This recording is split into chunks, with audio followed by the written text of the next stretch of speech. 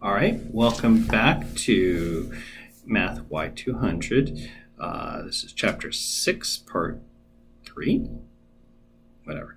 All right, we just left off here, and I wanted to show you a good example of this little situation. This is just a really cool little trick that somebody figured out how to do, a couple years back, and everybody it's just one of those, like, once you see it, it's like, oh man, why wouldn't we have thought about this? Let me go ahead and look at the assignments. Chapter 6, homework 18, Java Jam.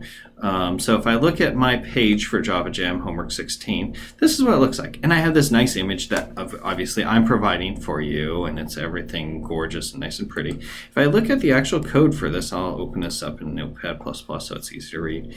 So I have the normal stuff up here in my head, but for my header here, where it's displaying that image, it's actually displaying text. Isn't that odd? And it is. It's very, very, very different.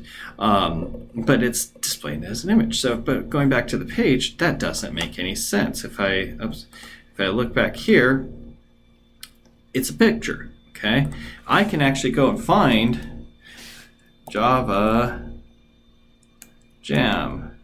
Okay, it shows me, hey, there are three examples of Java Jam on the website, or on the web page, but there's actually only showing me highlighting 2 of them because there is this text, Java Jam Coffee House, that is actually typed up right here, but it's actually being displayed over here and hidden. Okay, and if I look at my CSS for this, then I see the header has a background image of this. It's centered. So that's that background image right here. That's all great. Okay.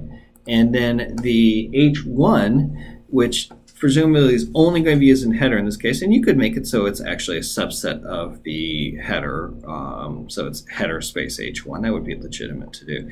But we're going to set the margin to 0.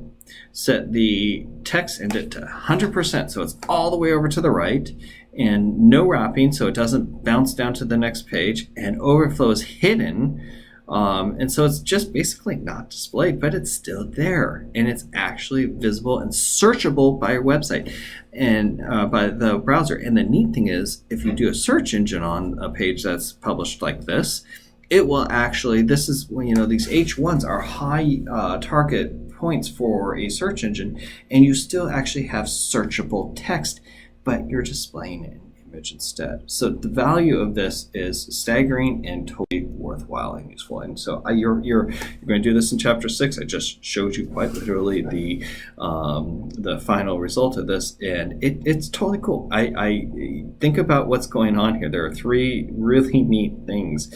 Especially this text indent, and just kind of not letting it go to the next page, the next line, and overflow and hiding the overflow on it. So basically it shoots the text off over here and doesn't display it, but you put a picture instead. So there's a lot of really cool tricks like that out there, and you're definitely learning that one here. I think that's one of the cooler ones. Position, this gets really weird and really, honestly, confusing. This kind of goes like we are talked about with respect to the float. Position gets odd, okay? But this, like for instance, if I put, for our navigation that we had earlier, if I put position fixed, no matter where I scroll down on the page, it's going to stay there, okay? As opposed to relative, when I put something relative, it's relative to the previous element that it was in the page. So I can do position relative left 30, and if I move this over, this is going to go over with it and be 30 pixels offset. So relative is kind of more obvious, but it gives me indentations relative to where it would actually appear normally in the page. Absolute has nothing to do with what's previous or elements anything around it. So this just says, let's put this area, this paragraph, as a off to the side from left and 100. No matter where I move this, if I shrink this down, it will still show this up, and it might be hidden. Okay. So absolutely just kind of tricky and fussy, and I really don't like using it, but it's there nonetheless. Okay. CSS debugging, this is the crux of this class. This is the hardest part, is I'm writing out this HTML. HTML is pretty straightforward and easy. When you get to CSS, especially with these relative, fixed, and floats, and clears, and overflows, and all the stuff, it becomes tricky. Just be patient, don't panic, okay? I don't even know how well these things are going to find. Just do one little test at a time and try it out. And don't forget about commenting things out.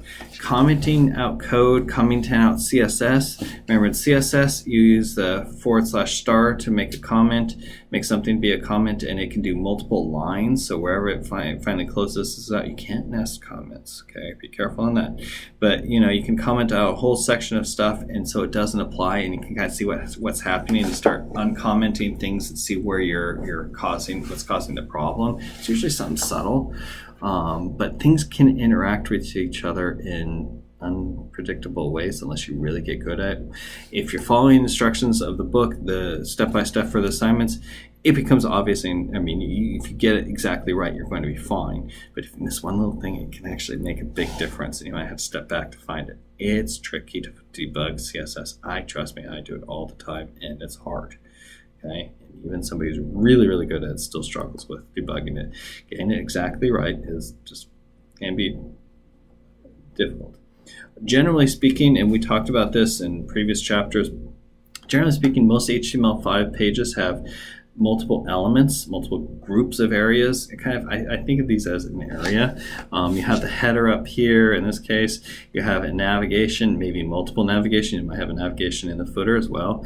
You have the main area, or main area of the body, and then the footer. Okay, and you can actually specify these elements. These are elements that are associated with any web page. And you can actually create multiple other elements too. And these are other elements that are just by default there for you for HTML. An aside, kind of a tangential note like this. This is an aside right here. Hey, look. This is what this page is. It's a little bit odd. A section versus an article versus time. So these are, standardized things in HTML5. You can play with these. You'll use these occasionally. These are nice because an article gives you, says this is like going to be a link to or information about a blog. So this really helps with writing blog style pages.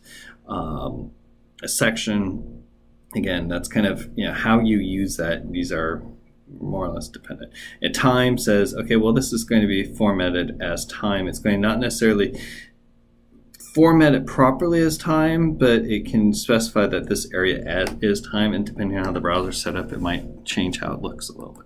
So be careful how you use those, but they can be really powerful.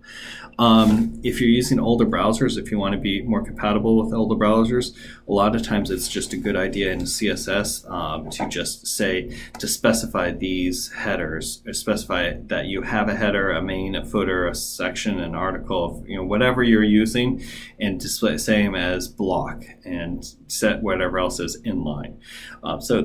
So that they function at least marginally the same as any HTML5 browser. I believe Internet Explorer 9 and above is HTML5. Google Chrome, well, you can't even backdate your browser. You're kind of forcibly upgrading it. Same with Safari and many other browsers. So it's really hard to get older browsers these days. So frankly, I don't find it useful. This HTML5 shim allows you to be compatible with IE9, but really, honestly, nobody uses IE9. So I don't even know if this link still works, to be perfectly honest. So I think they ask you to do this in your assignments. I don't care about too much, but it links in and just imports some code that makes it so it's compatible and nice and happy.